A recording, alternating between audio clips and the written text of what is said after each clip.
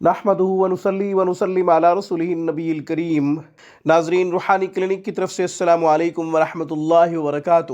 ناظرین، آج کی گفتگو میں دل کے سکون کے لیے، اپنے اندر صبر و تحمل پیدا کرنے کے لیے، حلیم الطبع یعنی اپنے اندر بردباری پیدا کرنے کے لیے ایک خوبصورت روحانی عمل آپ کی خدمت میں پیش کرنے کی سعادت حاصل کرتے ہیں۔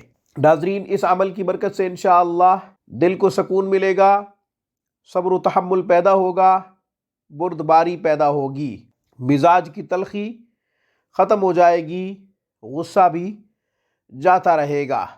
اس سے پہلے کہ عمل اور اس کا طریقہ عرض کروں، ہمارے چینل روحانی کلینک کو سبسکرائب کیجئے۔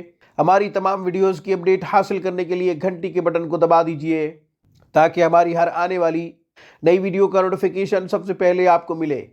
انفرادی طور پر گھر بیٹھے آن لائن اسلامی تعلیمات سیکھنا چاہیں، قرآن کریم کو تجوید سے پڑھنا چاہیں تو روح القرآن آن لائن انسٹیٹیوٹ جوائن کیجئے۔ تعلیم و تعلم، درس و تدریس کے تمام شعبہ جات کی تفصیلات وہاں پہ موجود ہیں۔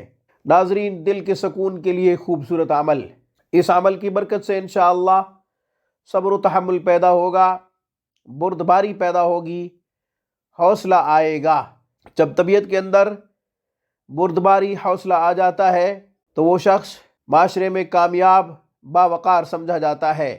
دل بے چین ہو، دل پریشان ہو، بے قراری کو ختم کرنے کے لیے، دل کی بے چینی کو ختم کرنے کے لیے اللہ تعالیٰ کا مبارک نام یا حلیم یا اللہ 313 دفعہ پڑھیں۔ انشاءاللہ دل کو سکون ملے گا، صبر و تحمل پیدا ہوگا، بردباری طبیعت کے اندر پیدا ہو جائے گی، جذباتی فیصلوں سے گریز کریں گے، سوچ سمجھ کر فیصلے کریں گے، یعنی اللہ تبارک و تعالیٰ اس عمل کی برکت سے قوت فیصلہ عطا فرما دیں گے۔ جب صبر و تحمل آ جاتا ہے، بردباری پیدا ہو جاتی ہے، دل کو سکون ملتا ہے تو انسان درست سمت کی طرف چل پڑتا ہے اور صحیح فیصلے کرتا ہے۔